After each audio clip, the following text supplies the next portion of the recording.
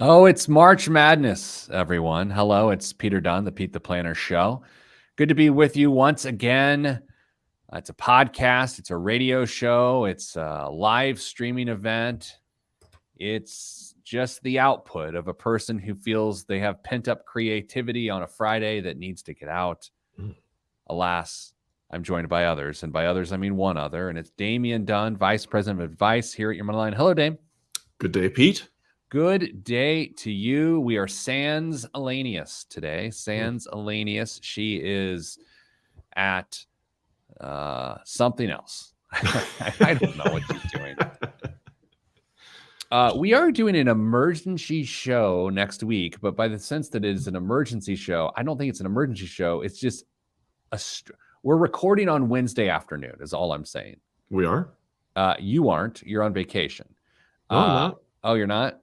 No. I mean, that's my kid's spring break week, but I'm only taking like a Thursday. No, I'm only taking like a one afternoon off to go pretend like I'm a great dad and go to the movies or something. Is your mic selected right? Great time to Does anyone else like on the live chat? Like it sounds thin. I feel like you might not be coming through the mic. Well, let's check. I don't know. I could be wrong. It wouldn't be the first time in the last 10 minutes. All right, everyone. This is where Dame checks this. He sounds hollow. Jeremiah says it. How about now? Oh, your boy is a sound engineer. What's up? Man, Jeremiah, thanks for doing that. And for just because you helped us out today, the show can go long if we have something to say. There we go. Wow. What's that like to be right? I haven't been that right in weeks. The thing is, I have no idea why that setting would have been changed inside of StreamYard, but here we are. So last night it was about, I was in the midst of saying something else, but last night it's around 10:30. My daughter's an 8th grader. And the way it works and where we live is she actually had to try out for the high school cheerleading team yesterday for the fall. Wow. I mean, it doesn't get any more caramel than that. Anyway, so we're at this point last night. It's 10:30. We're waiting for an email to come in to say who made the team. And I'm sitting there, we're waiting to see, does my daughter make the team? And as a dad, as a parent, where you're at, you're with me, Dave. Here, you're going both sides of this thing. You're like, 100%. Man, I cannot wait to hopefully celebrate this. And also, I need to be on the other side. I need to be mentally prepared for the hey, Mm-hmm. And thank God she made it. And so I didn't have to have the Michael Jordan got cut from his high school basketball team. Yeah. Well, congratulations, daughter Dunn. You know what's weird is when you and I were going through tryouts and things as kids, like they felt high stakes, but somehow as a parent, they feel higher stakes. Yeah. When you were going through tryouts, this is how they did it here. They literally posted a sheet on the wall of who made what team. And if your name wasn't on it, that wasn't it. Now kids get emails on whether or not they made it. A little less public. Oh no, let me actually, you know what? I don't know any of these coaches. I don't know what I don't want to get anybody in. Right now that you're an anonymous number. And so then when you email you, they give you the number, like number 21 made it, number 22 made it. And then you just have to know your number. And then that's how you know you made it. But you're right. When we were kids, you'd have tryouts. You're really heavy. You'd have a citrus cooler Gatorade off to the side. Yeah. I had on my Jordan 3s, the originals. And then actually I didn't. What did I have? I had some Reebok pumps. And the coach would go offside, jot on a piece of paper, go slap it on the bulletin board. Everyone would scramble over there and be like, oh, Jimmy made it. And then the person that didn't would, I don't know. Yeah. Howdy, Jameson. Hello, Rick Swink. So anyway, I'm just glad I did not have them all. And by the way, I go to bed at like 9:45 if we're just being transparent here. So it's almost 10:45. And I'm like, if I got to have the Michael Jordan was cut conversation at 10:45, I'm not going to bed till like 1. Yeah. And things are getting problematic. Yes. Anyway, we're doing an emergency show on Wednesday, and I sent the message to Kristen, but then I now, part of the show, realized that you are going to also be working next week. Yeah, I'm planning on. I mean, I can take an unscheduled week off if you want me to. No. I just I've got some travel coming up, so I can't do a show that week. Anyway, hi everybody. Dame and I did not do much conversation before we went to air this morning, so we're just airing our dirty laundry in front of everyone. You know, we have a number of Fridays coming up that are potentially thin on the talent side. We could potentially record 2 shows next Wednesday, do a double. We are always thin on the talent side. That's true. Oh, Dame, this week we got a follow-up from listener Ian. There you go. How it's pronounced. We got a follow-up from a listener, and I was right. And then I also want to talk about my IBJ column this week. Interesting email in. Want to chat through it. Could take a couple segments. I've got an okay biggest waste of money of the week. And then the news. Boy, that's a tease in the biz. Way to pump that show up, Pete. I'm looking forward to it. Hey, we got an email from someone. I'm going to read a newspaper column, and then I've got an adequate biggest waste of money. Enjoy, everybody. I am listening to a very interesting audio thing right now. You think, was it a podcast? Is it an audiobook? What is it? It's sort of a combination. So if I may explain, I have a very long flight coming up. Jameson is so glad that he tuned in. It's amazing. So I have a very long flight coming up, so I'm trying to load up my audio stuff. So Jon Ronson, JonRonson, Jon Ronson is one of my favorite writers. He writes nonfiction, sort of cultural critiques, and he wrote a book called So You've Been Publicly Shamed. Like he's just, and he's funny and he's British, and in the audio versions of what he does, he reads it. He's just quirky and funny, sort of a David Sedaris type funny guy. Anyway, I'm reading, and by reading, I'm listening to a series of podcasts he did for the BBC, but you can only get it via Audible from what I understand. And it's about the various culture wars that exist and how they actually got started. Like, you know, how did this hot button issue become the hot button issue for this group of people? Like, what's the genesis of that? And he goes back and tells stories from like the 60s, 70s, 80s, and 90s of like how we got so divisive on so many topics. Like, what was the jumping off point? Really interesting. In fact, one of the ones I'm listening to right now is how the internet sort of became the people's internet, as opposed to this idea that it was going to be controlled by a group of people. And the name of the podcast, or the name of that bit, is called The Scottish Jewish Joke, because one of the earliest people who was involved with the internet at the time was Al Gore. No, told an off-color joke, and really it began to blossom the internet because he got shamed for telling 3 guys walk into a bar joke, right? And so it's like, how did we get to these fascinating, like well-researched? It's called Things Fell Apart. Things Fell Apart by Jon Ronson. I highly encourage you to listen to it. So he said he's British. I think I heard that. But he lives in America and he writes about America. That's what I was going for. Was he telling these conflicts from an American perspective, or the more European perspective? Because they could be drastically different in some cases, but that's good to know. He wrote, he's written a lot about Alex Jones, but he did so 4 or 5 years ago, and what had happened in the previous 15, 20 years. He wrote, you remember that George Clooney movie, Men Who Stare at Goats? Do you remember? Have you ever seen that? I remember hearing it. I never saw it. He wrote that book, and the movie is based on the book. Oh, okay. Yeah. Anyway, Jon Ronson, ladies and gentlemen. Dane, what are you listening to right now? You're right.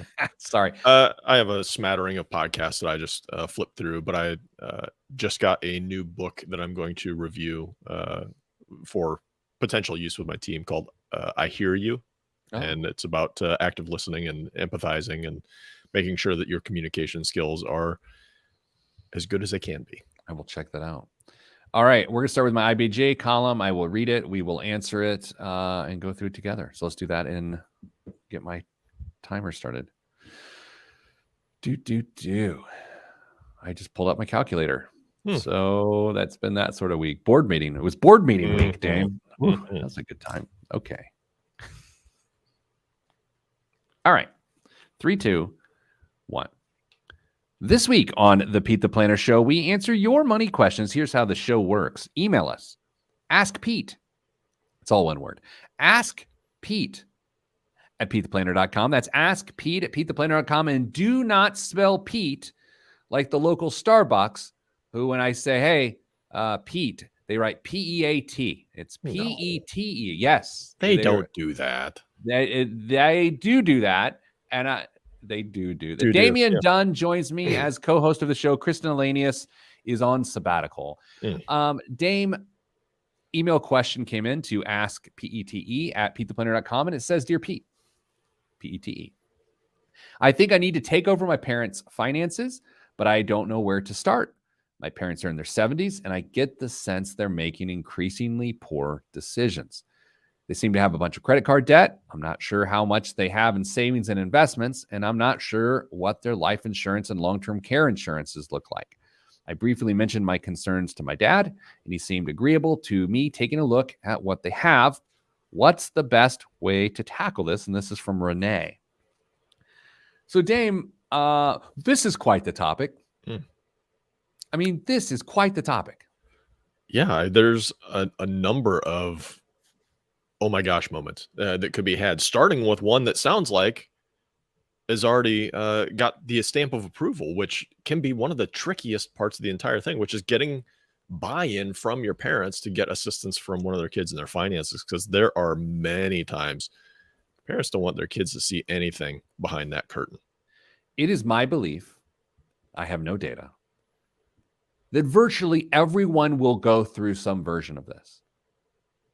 Right? I mean, all things being equal in a vacuum. I think every single adult, assuming their parents are living, will be dealing with some version of this with whoever their parents are.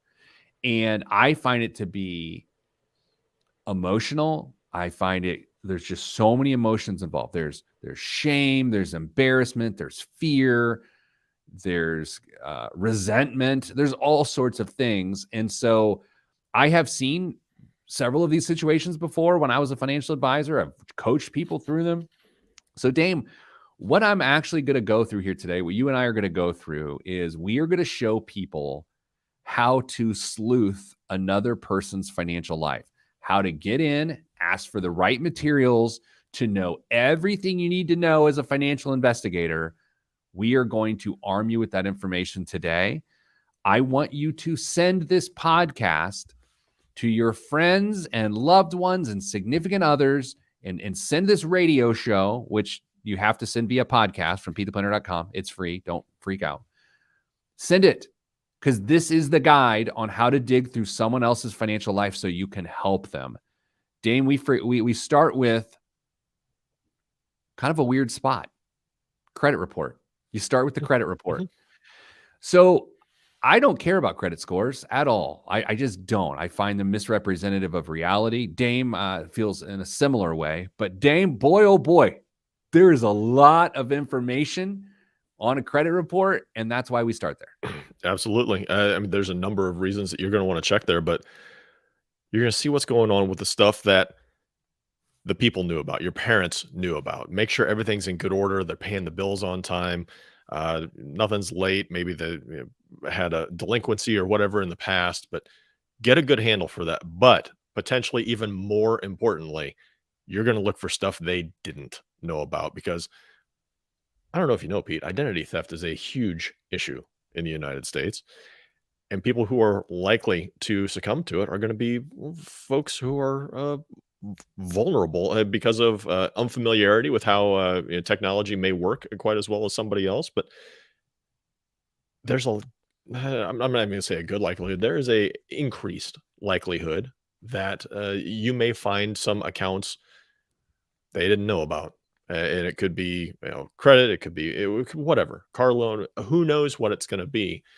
But you have to sniff those things out and make sure that you're at least playing from a level playing field to get started. There's another element to this too, and that's that what if one member of the household took out a credit line and has not told the other person or lost control of it in some way. And so that's where the emotions can get into this, is that if you're helping your parents and one of your parents has been financially not forthcoming, then you're going to have to sniff that out. Now, the other reason you're going to do this is once you've seen, you get to write down all the accounts that exist, all the accounts that have balances. And then this gives you the path to eventually, and we're not there yet, to eventually go find all the statements and accounts that actually match up with that. But here's actually the next thing you do after the credit report, and which we like, annualcreditreport.com. That's annualcreditreport.com. It is free. Freecreditreport.com is free too, but they just constantly try to sell you things. So we prefer annualcreditreport.com. Dame, here's the next thing you do. You freeze everyone's credit. That is, in terms of tactics, one of the most important things you can do for your aging parents and for yourself, for that matter, is to freeze your credit. Dame, I am constantly shocked at how few people have frozen credit. 100%. There's, you led into this with the conversation of, helping your parents with their finances. And I'm so glad you pointed out that there's no reason you shouldn't do it either, because it is a tremendous benefit for you to protect yourself and your credit by shutting that door so anybody else can go in and open a line of credit in your name. And then frankly, it puts a roadblock to you going out and maybe signing up for cards that you don't need, or accumulating debt you don't need as well. So freezing your credit is incredibly, incredibly important, and a free tool for you to implement in your financial life. Yeah, right. So if you got a parent and I'm going to be speaking in generalities today, so I don't want anyone to get offended. I don't want your email complaining about being rude. I'm just trying to be succinct here. If you got someone in their 70s, it's unlikely that that person needs to apply for credit ever again in their life. And you could argue, not only should they not want to do that, they shouldn't have to do that. And it's hard to make an argument that they should on any level be applying for credit. And so that's to just shut it down. Just lock it up. And of course, you got to save the username and the password and all those sorts of things. But lock it down. And Dame, let's say the person you're helping out, someone I don't want to keep going back to someone in their 70s. Let's say your older relative. Let's say they're loosey-goosey with their PII, personal identifiable diet. What is it, Dame? Personally identifiable information. Right. Let's say they're loosey-goosey with it, and their social security number is just floating out there in the interwebs. This is going to lock down their credit. So that is the next place to go. So far, Dame, I know you're making a list in blood. You've got credit report, and then you've got freeze your credit. And I do want to give a very practical warning here. TransUnion is still a giant pain in the neck to freeze your credit at. Okay, so there's Equifax, Experian, and TransUnion. You have to go to each of those sites. You have to do it for each of the people involved. So you're talking about 6 credit freezes if you got 2 parents. Let's say you got a blended family with 4 parents, and you're talking about 12 credit freezes. TransUnion is a pain in the neck. And TransUnion, if you're listening right now, stop listening to me. Fix your site. It's been a hot minute since I've had to freeze any of the credit reports for folks that I know and care about. But you are exactly right. TransUnion seems to be a much bigger pain in the neck than others. Okay, so Dave, here's what we're going to do after the break. All we've talked about is credit so far, which then tells you how much debt a person has, and we're going to get there a little deeper in a second. But we haven't touched income, we have not touched assets, and we have not touched insurances. And those are the things that bring stability to a person's life, whether they are 35 years old or 85 years old. And so coming up after the break, that's what we're going to do. Most of this show today is dedicated how to help an aging relative with their finances. What is the appropriate way to do it? And when we come back, before telling you about income, assets, and insurance, I'm also going to talk about who else you need to get involved before you even begin. I sort of started there, but we will do that. I'm Pete the Planner, and this is the Pete the Planner Show. Boy, how about a minute wind up for that? That's kind of gross. You're a pro. Sometimes. Yeah, this is a topic, man. This is, and here's maybe I'll save it for the air, but the practical side to this is the reason you're doing this is not only out of love and commitment, but it's practical, because this stuff will become your problem if you don't solve it as soon as possible. Absolutely. This is whether or not it's something you ever wished to take on, it is something you need to be at least familiar with. And the more familiar you can be with your parents' financial situation, the easier it's going to be to have certain conversations down the road as well. I've said this before. I actually wrote a column about this, like, you know how I am with years. So I mean, this was like 38 years ago or last week. I don't know. And it's actually changed since I wrote it. You know what? I'm going to look up. I got all my columns right here. Sorry, Dame, here's what we're doing. I'm looking this up. And here's what I'm looking up. I know at the time I wrote this column about 60. There it is. I wrote this column in March 6th of 2020. Oh. Okay. March 6th of 2020. What a weird time to find a column. This was my second column I began writing for the Indianapolis Business Journal. This is my second column in March 6th of 2020. And the lead is, I'm familiar with about 60% of the functionality of my iPhone. Okay. And there it goes on to talk about whatever. I'm now at about 40%. Some 3 years removed. The iPhone is advanced. I have gotten older. I just don't understand. My daughter can like talk to space on this thing. I cannot. And so where I'm going with this is, your parents or your aging relatives, what are the chances that they're in touch with their personal finances in this digital world the way they need to be in touch with their finances? Not great. Yeah. And so this should not be awkward. I mean, it is awkward, but it should not be unexpected. It is expected that they're not going to know the functionality of a digital credit report or even online banking and some of the aspects of that, or pulling up an investment statement online. This is where I don't want people to send me an email like, I'm 72 and I can do this. Great. Awesome. Neat. I'm glad. Show your friends at the bridge table, because I don't think everyone feels that way. That was a little much, wasn't it? That was a little strong. At least we weren't on air. I don't know. This is a hot topic for me. You know how I get. You've known me a while. I get sort of on topics, and this one I don't think I'm going to get off of for a while. But let's continue. Okay. Anything you want to offer before we go back to Aaron? No, it's a worthy topic. If you're going to get fired up about something you want to communicate to the people, this is a good one. Let's do it now. 3, 2, 1. Back on the Pete the Planner show, talking about how to assist an aging relative with their finances. Now, here's what we're not talking about. We're not talking about giving them money every month. We're not talking about writing them a check to solve a problem. We're talking about investigating their cash flow and their insurance and their debt and their credit report, so you get a sense of what's going on, so you can educate them around it and fix whatever needs fixed if it is practical. Now, Damien, as we go through, they just call you Damien? Yeah. Who is that? What just happened? I don't know. I feel like you're in trouble. I do too. Damien, Andrew. Dame, if you have a sibling, which you don't have a sibling, but if you have a sibling, you have to get them involved with this process, not from sitting in the living room when you do this with your parents, but you need to inform them what you're doing, and you need to inform your parents, even if your parents will have theoretically agreed to let you help do this. Every step along the way, over communicate what you're doing.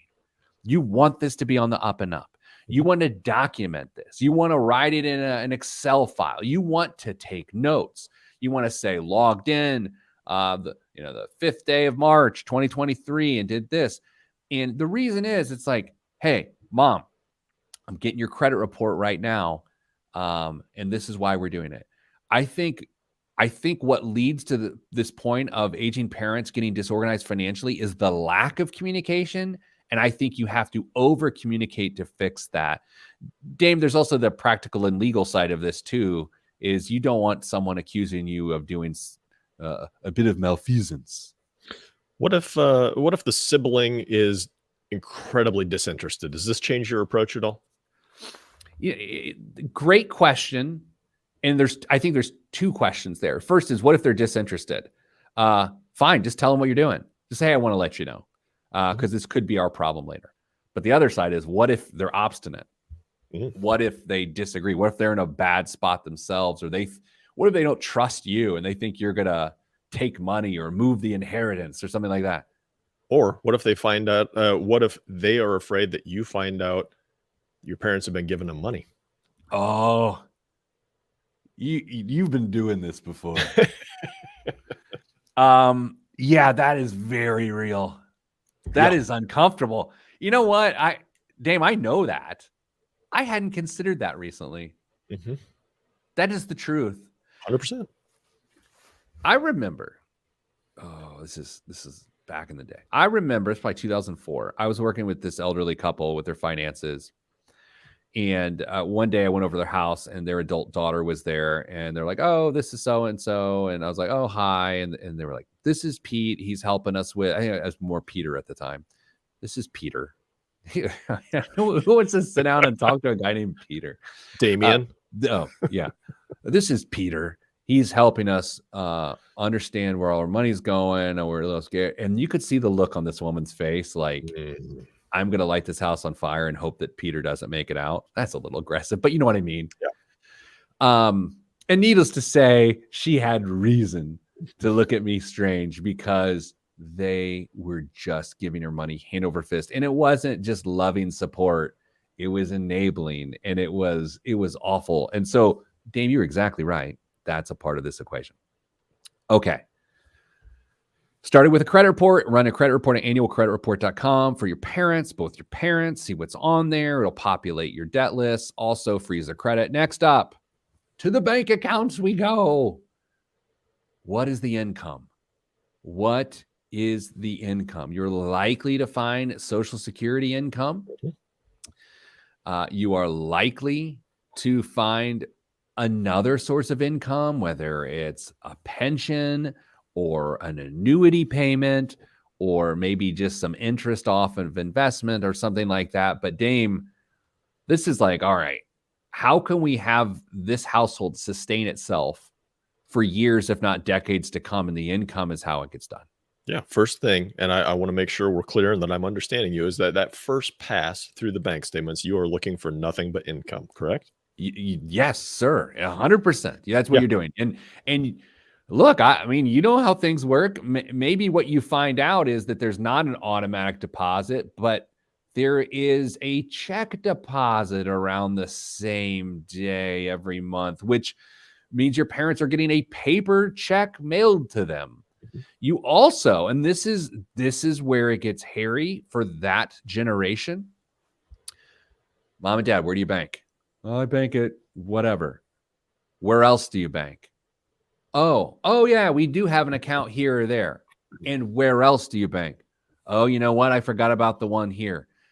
Dame, you would not believe the number of times that the primary checking account, there's also some other supplemental checking account that also does stuff. It pays bills, it gets income, but they don't think about it because they don't use it for daily living. I have a story from a close personal friend who father passed away, and it took them 2 years to close the estate because they kept finding bank accounts all over the country. It was a military family, and they just kept unearthing accounts all over the place. Took forever. Yeah, it's a generational thing, right? Again, back in the day when people used to trust me. This is very early 2000s. I remember people would go and like, oh, I'm going to go get an IRA this year at the bank. And what that meant is they're going to find a bank with CD rates that they liked. They're going to open an IRA and put it in a CD at that bank. And then the next year, they're going to go to another bank and open an IRA and put a new $2,000 or what. So then you've got this idea that there's like 15 banks over 15 years. I've got all these IRAs that none of it makes sense, but it's a generational thing.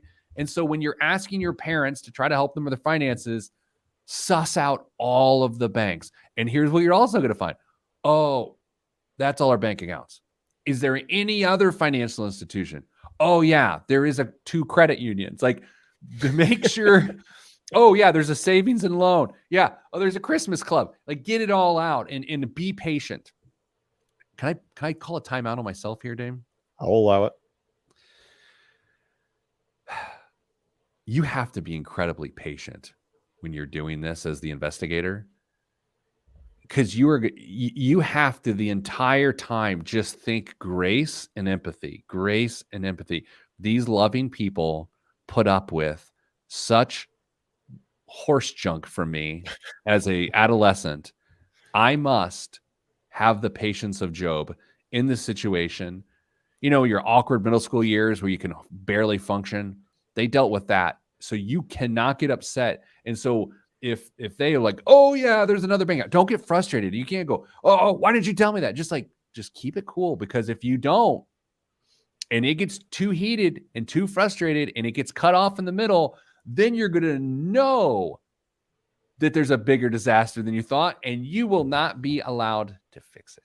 Yeah. The good news is, though, at this stage, when you're looking primarily for income, they're likely going to know exactly where those accounts are and be able to help you unearth those relatively quickly. All the other accounts, be prepared.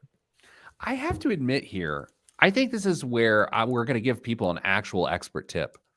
You notice that we have not gotten to assets yet other than bank accounts. And a rookie, that was loud. Wow. A rookie, my stomach's growling. Did you hear it? A rookie will go right for the assets. Yeah, and that feels weird too, doesn't it? Oh, yeah. Dude, I'll tell you, back in the day when we're cutting our teeth learning how to do this, I would have too. Yeah. As an aged man now, though, I'm telling you, the last thing on our list is actually go figure out where the assets are, because the next thing on the list before we go to break here, and we'll come back and talk about it, insurance. Insurance is next. I want to know, do they have a Medicare supplement, and where's it come out of? I want to know, do they have long-term care insurance? What are the details? What's the life insurance? Are they paying the right amount of car insurance? So that's we'll come back digging through the personal finances of a relative to make sure it's all together right here on the Pete the Planner Show. I'm Pete the Planner. Man, Ian's question just gets punted to next week. Sorry, Ian. Ian's update. On a special Wednesday show of Pete the Planner. Maybe. Well, yeah. I mean, I think it's Wednesday afternoon. I have to check everyone's calendar now. I've already snooped on Kristen's calendar and I saw it and I blocked my calendar out for Wednesday afternoon. What time did she put it for? She blocked it out from like noon to 5. Just to make sure we have plenty of accommodation. Does she think it's Radiothon? We're going to be raising money? Yeah, maybe. Back in the day, our flagship station that we're on is WIBC in Indianapolis. It's a talk radio station, 93 WIBC.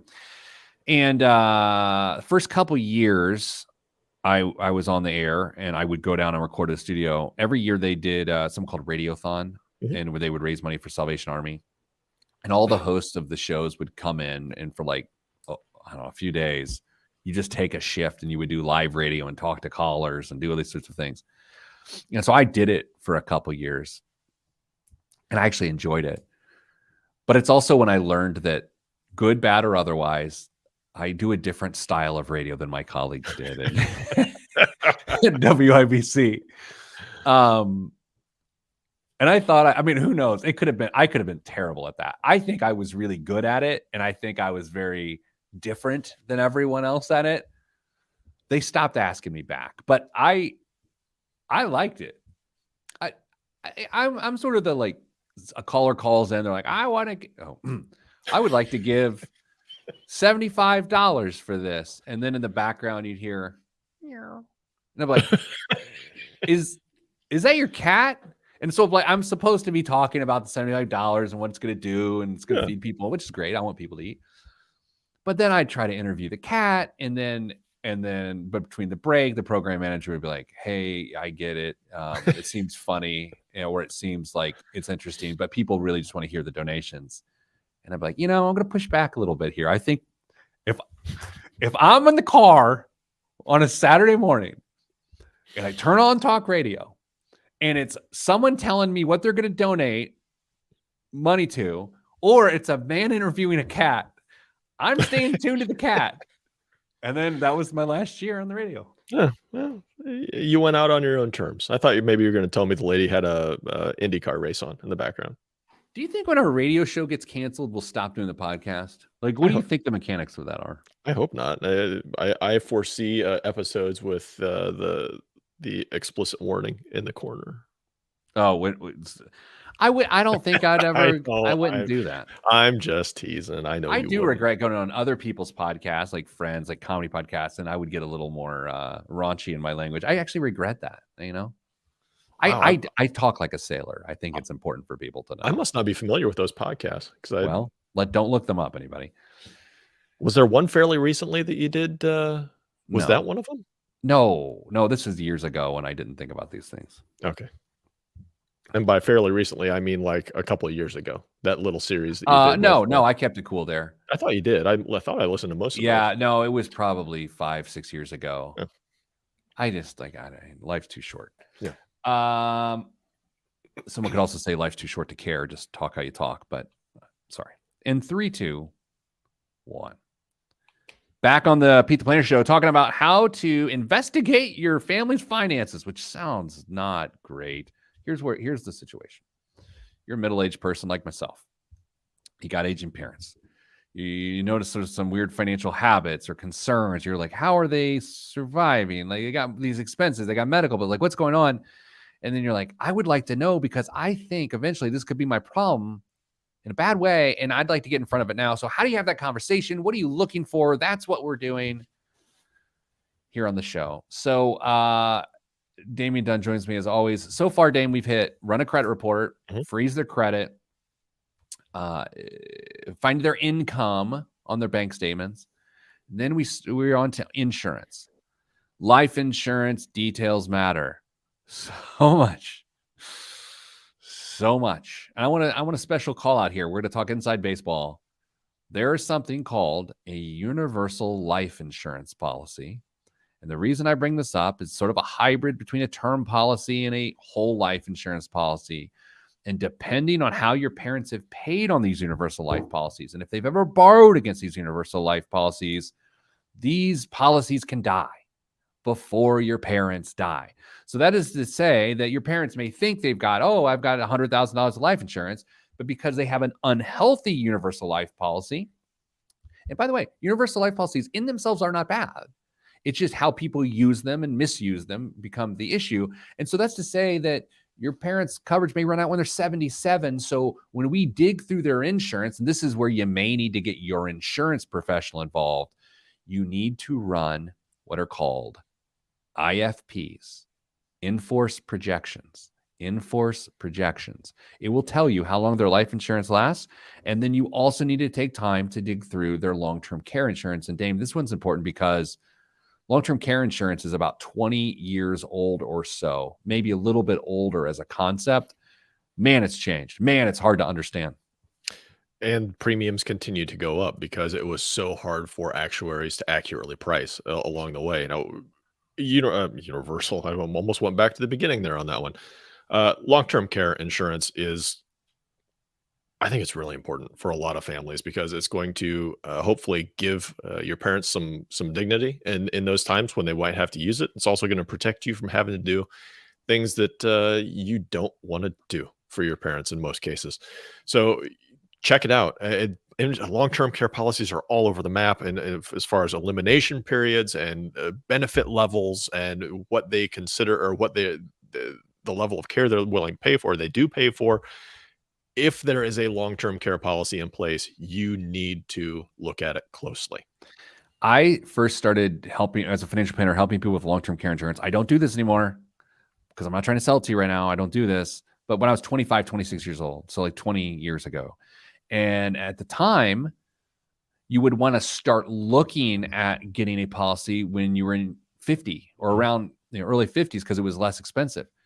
Dame, as you know me to be today, as you are yourself, we are 45-year-old men, which means we are about 5 years away from technically having the need to look at long-term care insurance policies for ourselves. What? How did this happen? I'm just waiting for the company-sponsored long-term care benefit that I know is coming down the pipe. How did this happen? Just keep breathing, Pete. Just keep breathing. Okay. And then you got to actually get to people's assets. You got to go to their investment statements. You got to do all these sorts of things.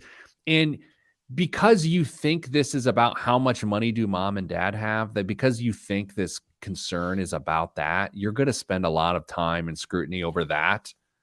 I can assure you, as a professional, there doesn't need to be as much scrutiny there as everything else. You need scrutiny about the money. Is it in annuities? Is it in mutual funds? Is it in stocks? Is it in cash? What is it in? Who is the person? Are they making moves? Are they being charged fees? All of that is important. But I'm telling you, it is the last thing I would look at in this probably 4 to 5 hour process that we're talking about.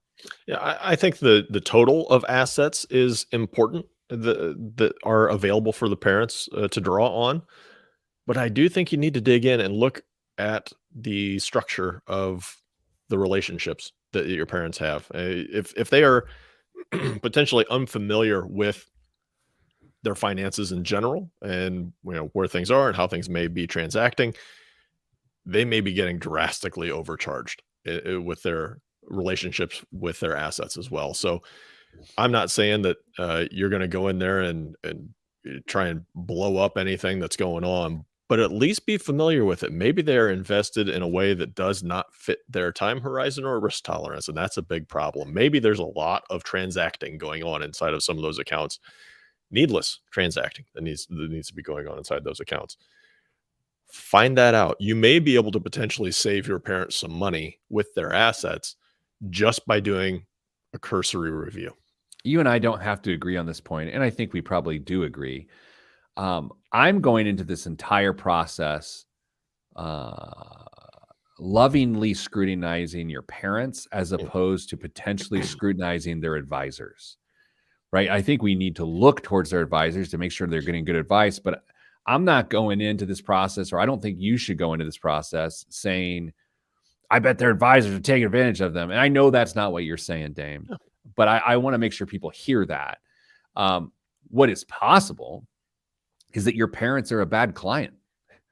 Like they actually don't listen to the advice of their advisors, or worse yet, they have 2 or 3 advisors and they don't tell the other advisors about their other advisors. So then they're getting terrible advice because the advisors are trying to deal with the money that they think is, all there, right? They're only dealing with what they can see. And that's a bad situation. In my experience, so take it for what it's worth, but I would guess that you'll agree with me on this. Having multiple advisors is more of a generational thing. I don't see it with younger generations, younger folks, nearly as much as I did when I was doing this with older generations, where the IRA mentality, where you're going to go out and put a CD in a bank over here and next year a different bank. Maybe they view their advisors the same way, and it's possible that they've got multiple relationships that are doing more harm than good for their overall stability. I agree with you. I do think if you're doing this exercise where you're going through your aging parents' finances, it's, I would say, less than a 50% chance they even have an advisor. I bet they just got some stuff. And it's also possible that they have very little assets. I mean, this isn't a high-end conversation. We're talking about like, where are the millions going to go? We're saying like, hey, what if your parents have $80,000 left to their name? And it's like, once that's gone, then that is where you, as their offspring, have to step in and solve their situation financially. That's why this is so important. This all gets down to eventually resource allocation. And what you're doing is setting the stage for making those hard decisions by familiarizing yourself with everything that's there, making sure some basic protections are in place if possible, like credit freeze and maybe some life insurance, or maybe bumping up or making a change in Medicare supplements or something of that nature. And then once you have a track to run on and something that is hopefully sustainable, then it becomes about resource allocation. Final thing you got to do is you got to find the estate planning documents. Will, trust, medical power of attorney, health directives, those sorts of things. And then I think one of the best pieces of output that comes from this, and this is hard to do, hey, Mom and dad, this is what your finances look like when you both are still living. This is what it looks like when mom dies for dad. This is what it looks like when dad dies for mom. And you got to do that. And that is where maybe I don't think you necessarily have to get a financial planner involved, but you can. You have to know Social Security rules, like who gets to keep what, they don't get to keep them both and all that. So there is the Pete the Planner Show guide to digging through your parents' finances. You know what? If one person listens to this show and does this, it will have been well worth all of our time. But literally everyone listening to this show should be prepared to do this. Coming up after the break, the fun and frivolity continue. Biggest waste of money of the week in the news. I'm Pete the Planner. And if anybody wants to send us in their fun experiences while digging through their parents, anonymized, of course, their parents' finances, we'd love to read those little humorous moments. Oh, man, it was so good to have Jameson back on the show. Got to drop soon. Been fun listening live, and I just emailed my own question to ask Pete. Oh, Jameson. I'm going to guess his kids are getting older. It's going to be a college question. Brian Pinkins shows up. Hello, Pink. By the way, this is Indiana basketball Hall of Famer Brian Pinkins. Really? Yes. The Pike High School basketball team won the state championship some 20 years ago or something like that. We're going down that road now. What are you talking about? Just reliving glory days of high school. Well, his team won. Mine didn't, but the state champion, Brian Pinkins. So he is officially HOF. He's in the Hoff. Jeremiah asks, what is a podcast in which I was inappropriate on? The Jeff Vibert podcast. Possibly. Jeff Vibert. Jeff Vibert's got a great story. So Jeff Vibert was on the Bob and Tom show back in the day, and had his own podcast. He's an interesting young guy from Central Indiana, and then went on to run a lot of the media at Barstool Sports. So he's like one of a personality amongst that Barstool staff. For what it's worth, I'm not a big Barstool person. However, I do appreciate the work of Jeff. Other comments coming in. Oh, there's a Hall of Famer. 25 years ago is when Brian Pinkins won the state championship. Oh my gosh. I was there. All right. That's it. Oh, other comments. Michael says, I've been talking with my sister about my parents' situation as they celebrate 60 years of marriage. Yep. And then Congratulations. Sarah notes that her dad has information in a green folder. Talking funeral wishes expenses is important too. The other thing I didn't bring up on the air, and maybe I will when we come back, Dame, is when you do this, guess who's going to do a better job with their own planning? Oh, yeah. Yeah. Your boy. Yeah. I mean, you're going to do better yourself because you're going to see all of the hoops that you would have had to have jumped through. And you're like, man, I do not want to do this with my kids. I had the pleasure of being my dad's financial advisor for a few years. And I remember at the last meeting we had, I asked some really tough questions that any normal financial advisor would have, but coming from your son, they were harder, and they had to do it with his business and what he wanted done with it, and just all sorts of stuff. And I'm so glad that I asked those questions, because less than a year later, I had to work on those. But I knew exactly what he wanted done. And it took all of the stress out of, well, not all the stress. It took a ton of hand wringing out of the situation. Yeah, no, that's tough. I mean, having heard you talk about that over the years, and I'll limit these comments to the financial side of things.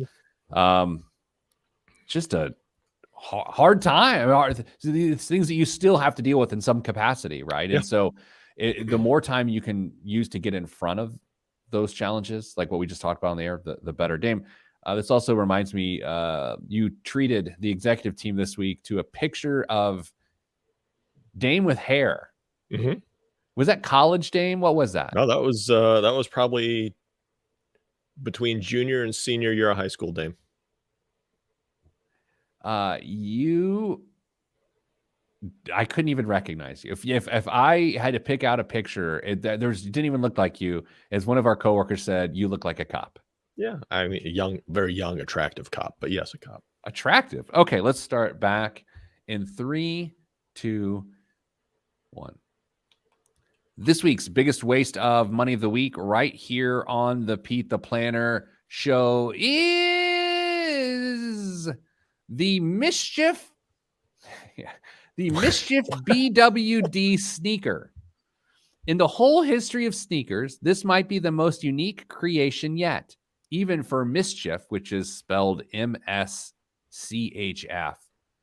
even for their ultra high standards. The Mischief BWD is an open-toed, you got to listen to this closely because I can barely explain what is being seen on the screen of the live stream.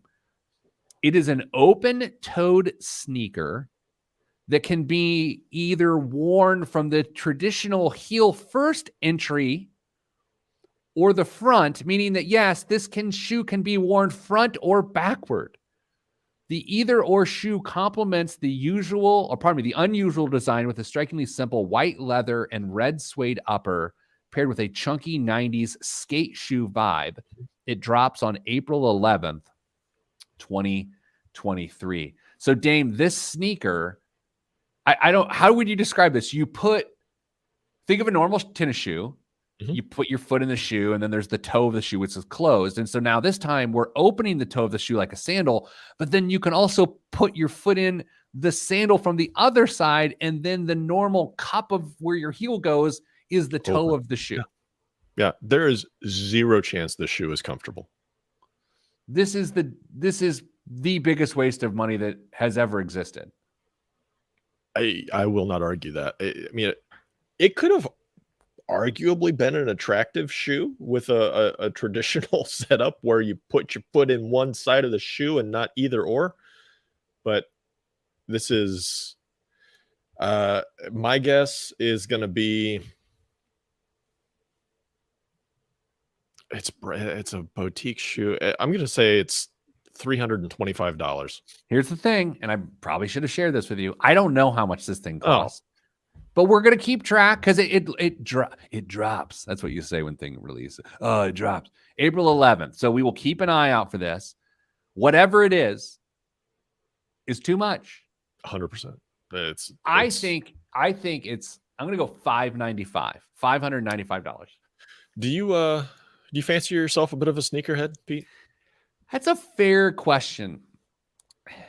No, not in the sense that people actually talk about it. I like a nice pair of white Nikes, got a couple pair, but I would never spend any serious money on a pair of shoes. I'm not dropping $300 for like a pair of Jordan. It's not who I am. And I also don't like if people are like, this shoe's worth $500 now. And it was $300. I'm like, you're not selling your shoe. Just calm down. Dame, I know you are not a sneakerhead. No, I mean, I used to love in that same era that we grew up in middle school when sneakers were, you had the Jordans and you had the Bo Jackson shoes and the Reebok pumps. There were tons and tons of options that were really popular, and I liked shoes a little bit then, but now not so much. I'm much closer to New Balance age than trendy shoe age. Dame, what is in the news this week? Thesaurus.com was probably the star of this week's Supreme Court oral arguments in which attorneys for Jack Daniels had to use every synonym for dog poop they could find. The whiskey brand argued that the dog toy company VIP Products violated its trademark with a crude squeaky toy that mimicked its iconic product. The VIP Bad Spaniels dog toy at the center of the case is modeled after the recognizable whiskey bottle, but instead of saying Old Number 7 Tennessee Sour Mash Whiskey, Old Number 2, it features Old Number 2 on your Tennessee carpet in an almost identical font. Jack Daniels claims that the similarities of the toy's appearance to the real product confuses customers and associates the company's fine whiskey with dog poop. VIP says its toy is a parody and is protected as creative expression. So, Dame, this made it to the Supreme Court of the United States? Indeed, it did. We'll find out. We'll find out the ruling later and find out if VIP Products has really stepped in it this time. There it is. There it is. Moving on. Oh, yeah. I didn't want to say what else is in the news, but okay. I felt like naturally you should move on. Okay. Time for a movement. There you go. I was waiting for the there it was. There it was. The FANG, that's Facebook, Apple, Amazon, Netflix, and Google era is apparently over. The US market is now dominated by just two stocks. The combined weighting of Apple and Microsoft in the S&P 500 has risen to 13.3%, the highest level on record for two stocks, while the influence of other big technology stocks has waned as of late. Not since IBM and AT&T in 1978 have two stocks made up a greater share of the benchmark, according to Howard Silverblatt, a senior index analyst at S&P Dow Jones Indices. So it's not unprecedented. Is it good, bad, meh? Will FANG be back? Pete, what do you think? Are we going to see a resurgence in the tech stocks that made up FANG? I think you're going to see a basket of tech stocks make up a new basket, but I don't think FANG is coming back. And I in my opinion, everyone understands that I know nothing, right? Yes, your stock picks prove that out. Yeah. I think it's mainly because of Netflix, in my opinion. Really? Yeah. I think while that was once the most innovative, thing in the category, it's so saturated now that I don't think it can have that level of dominance again. You're asking the absolute wrong person. I think there will be another acronym for a basket of stocks, but it's not going to be FANG. Well, to bolster that point, potentially, Apple plans to spend $1 billion per year to produce movies that will be released in theaters, Bloomberg reported this week. The tech company is answering Nicole Kidman's call, who wouldn't, in order to win over Hollywood's best talent, who still care about Oscar nominations, and snag buzzier projects. Plus, the theater goers might be tempted to sign up for Apple TV Plus after they clean the butter off their fingers from that extra large popcorn. Apple's Coda won the Academy Award for Best Picture in 2022, but the film brought in less than $2 million at the box office. Pete, Ted Lasso on the big screen. I know you're going to go see it. Yeah, absolutely. You talk about movies, and I saw this point made the other day, and I have to agree with it. I think Jamil Hill, sports writer and cultural observer, noted that Tom Cruise is the greatest movie star of all time. And I'm having a hard time disagreeing with that. Mm-hmm. Well, I mean, yeah. Yeah, I probably, and I don't, I have very mixed emotions when it comes to, no, I said mixed, not confused, mixed emotions when it comes to Tom Cruise. But man, he's got to be right up there. Oh, yeah. No, I mean, I like Tom Cruise. I will watch any Tom Cruise movie as long as it's an action movie. You can keep Eyes Wide Shut. Yeah. I am not really interested in that. But yeah, look, the Top Gun Maverick was amazing, and a couple other things were as well. Dame, maybe time for one last more? Sure. How about deflation has finally come for the housing market for the first time in 131 months. The median price of homes fell in the U.S. on an annual basis. The median price for existing homes in February dropped 0.2% to $363,000, according to the National Association of Realtors, with the West and Northeast experiencing the biggest price cuts. Home sales have surged 14.5% from January to February, though, snapping a year-long decline. I was doing some personal finance stuff yesterday, actually, for myself, where my house price from year over year increased from date to date, 12 months, 6%. It peaked at a much higher percent and then fell. So I think it peaked like last March for the year 2022 and then came back. But all told, that's still really good. Yeah, it didn't increase 25% or something absurd, but 6%, that's better than my equity portfolio did. Sadly, yes. Yes, it is. And unfortunately, well, I mean, like my equity portfolio or my house, not planning on using any of that money anytime soon. The ultimate point. All right, Dame, we did it. So special show, we think, for the podcast at least. Live stream maybe next Wednesday afternoon. For everyone else, thanks for listening on the Pete the Planner Radio Network. If you want to listen to the whole show, if you missed the show on how to dig into your finances of your aging parents, you can do so. Go to PeteThePlanner.com or wherever you get podcasts. You can listen to the Pete the Planner Show. Sending good vibes. Good vibes are all that's in the budget. I'm Pete the Planner, and this is the show. Whew. That was a wrap up. Man. All right, Dame. We will figure out a time. I must go. I got things. Sorry, Jeremiah, but I've given you exactly a 1 hour show. So You know what I'm going to do? I'm going to end the show. It's 59:45 right now. I'm going to end the show in 15 seconds, right on the nose. Should we have a countdown? Yeah, we're going to do that. Okay. And ready? And 5, 5. Ready? 5, 4, 3. Stay getting money. 1.